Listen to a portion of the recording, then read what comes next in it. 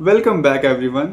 मैं हूं अर्नव और आज की इस वीडियो में हम सीखने वाले हैं जावास्क्रिप्ट ऑपरेटर्स के बारे में और HTML DOM के बारे में, जो कि है डॉक्यूमेंट ऑब्जेक्ट मैनिपुलेशन, जिसका मतलब हम जावास्क्रिप्ट की हेल्प से HTML ऑब्जेक्ट्स को कैसे मैनिपुलेट कर सकते हैं। तो चलिए इस वीडियो को स्टार्ट करते हैं। तो लास्ट लेक्चर में हमने एक टू डू ऐप का स्ट्रक्चर बनाया था और इस टू डू ऐप को बिल्ड करते करते ही हम जावास्क्रिप्ट सीखने वाले हैं। तो चलिए सबसे पहले हम ऑपरेटर्स के बारे में सीखते हैं।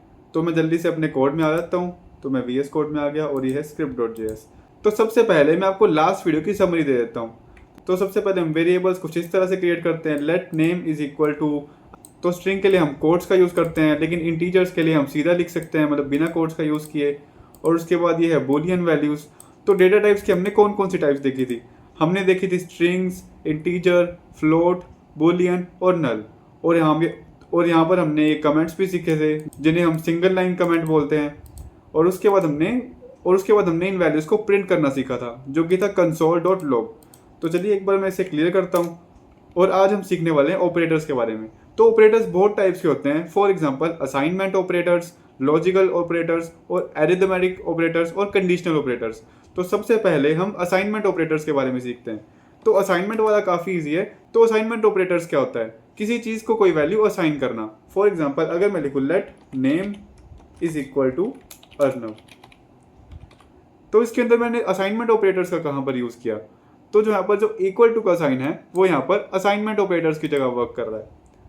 तो असाइनमेंट ऑपरेटर सिर्फ एक नहीं होता, असाइनमेंट ऑपरेटर्स और भी तरह के होते हैं, लेकिन हम वो आने वाली वीडियोस में देखेंगे। हमारा आज का मेन टारगेट रहने वाला है अरिथमेटिक ऑपरेटर्स के बारे में। तो अरिथमेटिक ऑपरेटर्स काफ़ी ईजी होते हैं। Plus, minus, multiply, divide, exponent और मॉड्यूलस। लेकिन ये सिर्फ 4 तरह के नहीं होते, ये एक्चुअली 6 तरह के होते हैं। इसके अंदर एक्सपोनेंट और मॉड्यूलस फंक्शन भी होता है। तो चलिए हम एक एक कर ये 6 के 6 को हम चेक करते हैं। तो सबसे पहले मैं 2 वेरिएबल्स क्रिएट करता हूँ, जो कि होने वाले हैं let num1 is equal to for example 5 और उसके बाद late num2 is equal to 7। मैंने एक बार दो वेरिएबल्स क्रिएट कर लिए हैं। और उसके बाद मैं यहाँ पर लिखूँगा let num3 is equal to num1 plus num2। तो उससे क्या करेगा, ये इन दोनों को बेसिकली ऐड कर देगा, जो कि इसे देख के पता लग रहा है। उसके बाद मैं इसे console.log कर इसे प्रिंट करता हूँ इसी वैल्यू को। तो मैं इसे num3 को console.log कर लूँगा। यस, तो चलिए अब इसे रन कर चेक करते हैं। यस, तो यहाँ पर ये प्रिंट कर रहा है 12, जो कि एकदम सही है। 5 + 7 12 होता है। अब यहाँ पर अगर मैं माइनस लिखूँ तो फिर यहाँ पर आ जाएगा -2, क्योंकि 5 - 7 -2 होता है। और उसके बाद मल्टीप्लाई के लिए मल्टीप्लिकेशन का साइन, यहाँ पर ये मल्टीप्लाई कर देगा 5 × 7 35। और अगर मैं इसे डिवाइड करूँ तो उसके बाद 5 डिवाइड बाय 7 हो जाएगा, जो कि है 0.71। तो अब देख सकते हैं यहाँ पर हमने ये 4 फंक्शंस का यूज़ किया है। और हाँ, मल्टीप्लाई के अंदर अगर हमें मल्टीप्लाई के अंदर हमें इसको लिमिट करना है, जैसे कि 1 या 2 डेसिमल वैल्यूज तक, हम यहाँ पर ये फंक्शन यूज़ कर सकते हैं num3। हम इस num3 को ऐसे लिख सकते हैं टू फिक्स्ड। मैं इसे कर दूंगा फॉर एग्जाम्पल 2। तो उससे क्या हो जाएगा, ये 2 डेसिमल प्लेसेस तक राउंड ऑफ हो जाएगा। तो अब इसे चेक करते हैं। यस, तो अब यहाँ पर इसने प्रिंट किया है 0.71। इसने क्या किया, इसने जो नंबर था उसने इसे 2 डेसिमल प्लेसेस तक राउंड ऑफ कर दिया। और उसके बाद हमने डिवाइड भी देख लिया। अब हम देखने वाले हैं मॉड्यूलस फंक्शन। तो मॉड्यूलस फंक्शन के लिए हम यहाँ पर परसेंटेज का साइन यूज़ करते हैं। इससे कि क्या होगा, इसका रिमाइंडर यहाँ पर आ जाएगा। मैं यहाँ पर नंबर थोड़े चेंज करता हूँ। मैं यहाँ पर लिखता हूँ 10 और यहाँ पर मैं लिखता हूँ 3। तो उससे क्या होगा, यहाँ पर इसका जो रिमाइंडर है यहाँ पर वो प्रिंट हो जाएगा, जैसे कि यहाँ पर आया 1, क्योंकि 10 को जब हम 3 से डिवाइड करते हैं तो रिमाइंडर आता है 1। यहाँ पर हमने मॉड्यूलस फंक्शन भी देख लिया। तो एक्सपोनेंट फंक्शन के लिए हम मल्टीप्लाई का साइन 2 बार यूज़ करते हैं। तो यहाँ पर होगा 10 की पावर 3। तो चलिए अब इसे चेक करते हैं। तो 10 की पावर 3 होता है 1000। तो हमने यहाँ पर 6 ऑपरेटर्स देखे हैं, plus, minus, multiply, divide, modulus और एक्सपोनेंट। और उसके बाद यहाँ पर होते हैं कंडीशनल ऑपरेटर्स। तो कंडीशनल ऑपरेटर्स के एग्जांपल क्या हैं? तो सबसे पहले मैं यहाँ पर ये 2 नंबर्स को रहने देता हूँ। तो फॉर एग्जांपल अगर मुझे चाहिए हो कि इन दोनों में से बड़ा नंबर कौन सा है, तो मैं यहाँ पर क्या करूँगा, मैं यहाँ पर लिखूँगा late num1 is greater then, तो मैं यहाँ पर लिखूँगा let condition is equal to num1 is greater than num2। तो यहाँ पर अगर num1 सच में num2 से बड़ा होगा तो यहाँ पर ये ट्रू प्रिंट करेगा, नहीं तो ये फॉल्स प्रिंट करेगा। तो चलिए अब इसे चेक करते हैं। console.log, यहाँ पर मैं लिखूँगा कंडीशन। तो अब इसे चेक करते हैं। यस, तो इसने प्रिंट किया है ट्रू। क्यों? क्योंकि जो num1 है, जो कि हमारा पहला नंबर है, वो दूसरे नंबर से बड़ा है। अगर मैं यहाँ पर लेस देन ऑपरेटर का यूज़ करूँ तो यहाँ पर ये फॉल्स प्रिंट करेगा। और इसके अंदर और भी ऑपरेटर होते हैं। फॉर एग्जाम्पल, अगर मैं इसे यहाँ पर लिखूँ num1 is equal to num2, तो यहाँ पर ये क्या ऑपरेट करना चाहिए? ये यहाँ पर, तो ये कोड यहाँ पर वर्क नहीं करेगा, क्योंकि जो इक्वल टू ऑपरेटर होता है ये असाइनमेंट ऑपरेटर होता है। तो काफ़ी सारे बिगिनर्स ये गलती करते हैं। तो काफ़ी सारे बिगिनर्स को स्टार्टिंग में ये लगता है कि यहाँ पर ये जो num1 is equal to num2, यहाँ पर ये ट्रू या फॉल्स प्रिंट करेगा, लेकिन ऐसा नहीं है। हमें यहाँ पर डबल इक्वल टू का साइन यूज़ करना पड़ेगा, क्योंकि जो इक्वल टू ऑपरेटर है वो एक असाइनमेंट ऑपरेटर है और ये यहाँ पर एक कंडीशनल या कंपैरिजन ऑपरेटर है। तो चलिए अब इसे चेक करते हैं। यस, तो यहाँ पर इसने प्रिंट किया है फॉल्स। अब इसने फॉल्स क्यों प्रिंट किया? क्योंकि जो num1 है वो num2 के इक्वल नहीं है। अब यहाँ पे जैसे हमने इक्वल टू ऑपरेटर का यूज़ किया, यहाँ पर एक ऑपरेटर होता है नॉट इक्वल टू का। अब नॉट इक्वल टू हम कैसे लिखते हैं? तो यहाँ पर हम एक एक्सक्लेमेटरी मार्क लगा देंगे। तो आप यहाँ पर गेस कीजिए यहाँ पर ये क्या प्रिंट करेगा। यहाँ पर कंडीशन है num1 is not equal to num2, तो यहाँ पर ये प्रिंट करेगा ट्रू, क्योंकि जो num1 है वो num2 को इक्वल नहीं है। यस, तो इसने ट्रू प्रिंट किया है। तो अब हमने अरिथमेटिक ऑपरेटर्स भी देख लिए हैं और यहाँ पर हमने कंपैरिजन ऑपरेटर भी देख लिए हैं। और मैं यहाँ पर आपको दो ऑपरेटर बता देता हूँ। जैसे कि हमने लिखा लेस देन और ग्रेटर देन, यहाँ पर लेस देन इक्वल टू भी होता है और यहाँ पर ग्रेटर देन इक्वल टू भी होता है। इसका मतलब है जो num1 है वो num2 से या तो इक्वल हो या उससे छोटा हो, तो अभी ये प्रिंट करेगा फॉल्स, क्योंकि जो num1 है वो num2 से बड़ा है। अगर मान लीजिए मैं इन दोनों को बराबर करता हूँ तब भी ये ट्रू ही प्रिंट करेगा। यस, तो अब हमें बेसिक ऑपरेटर्स को यूज़ करना आ गया है। तो अब हम चलते हैं HTML डॉक्यूमेंट ऑब्जेक्ट मैनिपुलेशन में। तो सबसे पहले मैं इस कोड को फिर से रिमूव करता हूँ। और अब मान लीजिए मुझे रियल लाइफ में अपने HTML में जावास्क्रिप्ट का यूज़ करना है, तो उसका सबसे ईजी मेथड है IDs यूज़ करने का। तो सबसे पहले फॉर एग्जांपल मैंने यहाँ पर जो falcon lab to do app लिखा है, मान लीजिए मुझे इसको रिमूव करना है। मैं यहाँ पर कोई कस्टम टाइटल में से जावास्क्रिप्ट में देना चाहता हूँ। तो मैं यहाँ पर सबसे पहले मैं यहाँ पर इसे एक ID दूंगा, ID एट्रीब्यूट का यूज़ करूँगा, जो कि होने वाली है टाइटल। तो इसे मैंने ID दे दी है टाइटल, और इसके अंदर अभी के लिए कोई टेक्स्ट नहीं है। अगर मैं इसको रीलोड करूं, मैं इस कंसोल लॉग को क्लोज कर देता हूं, तो यहाँ पर अब ये इसका टाइटल प्रिंट नहीं कर रहा है। अब मैं जावास्क्रिप्ट में इसका टाइटल लिखना चाहता हूं, तो उसके लिए मैं यहाँ पर जाऊँगा script.js में।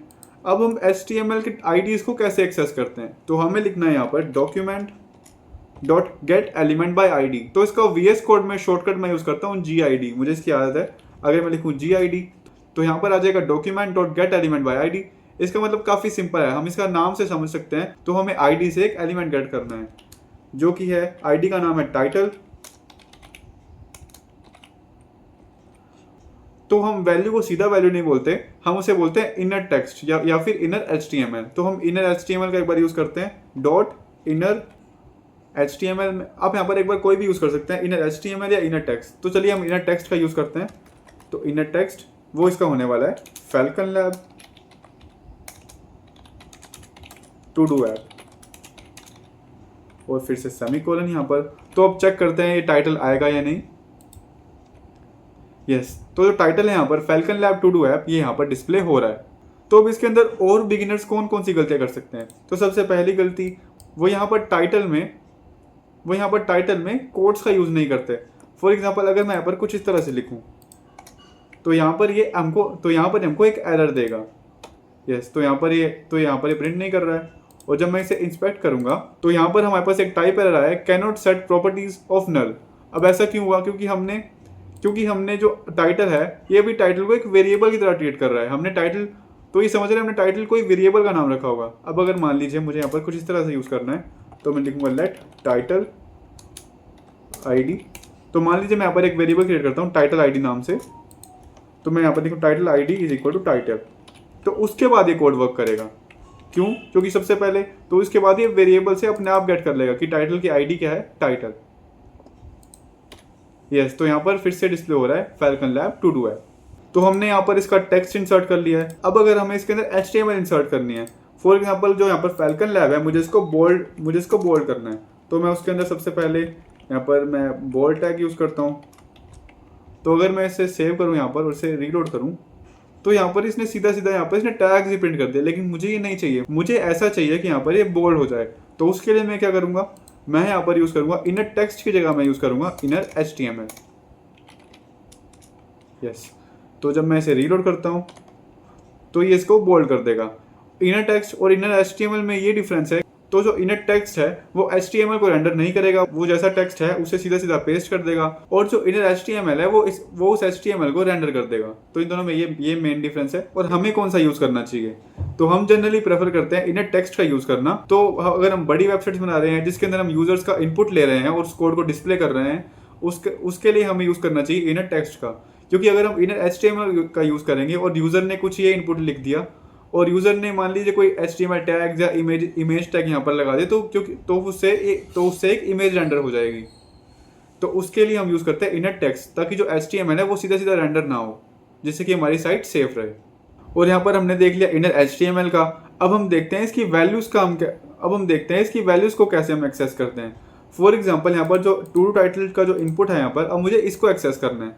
तो यहाँ पर मैं क्या करूँगा, सबसे पहले मैं यहाँ पर इसे फाइंड करता हूँ। तो जो इनपुट है यहाँ पर, यस ये रहा। तो यहाँ पर मैंने एक गलती कर दी, जो आईडी होती है वो हर एलिमेंट की यूनिक होती है। तो मैंने इसे भी आई टाइटल दे दी। मैं इसे ऐसे करता हूँ, मैं यहाँ पर लिखता हूँ नैव टाइटल। तो मैंने इसकी आईडी चेंज कर दी। अब अगर मैं इसे रीलोड करता हूँ तो यहाँ पर ये नई डिस्प्ले करेगा। तो मुझे ऐसा करना पड़ेगा, मुझे यहाँ पर लिखना पड़ेगा नैव टाइटल, तो उससे ये वर्क करेगा। यस, तो अब ये वर्क कर रहा है। अब हम ऐसे करते हैं, अब हम इस इनपुट को एक्सेस करते हैं। तो इनपुट की आईडी थी टाइटल, तो मैं ऐसे करता हूँ लेट इनपुट आईडी वो है यहाँ पर टाइटल। तो मुझे इनपुट को चेंज करना है, तो यहाँ पर मैं इनर HTML या इनर टेक्स्ट का यूज नहीं करूंगा, मैं यहाँ पर यूज करूंगा इनपुट की वैल्यू।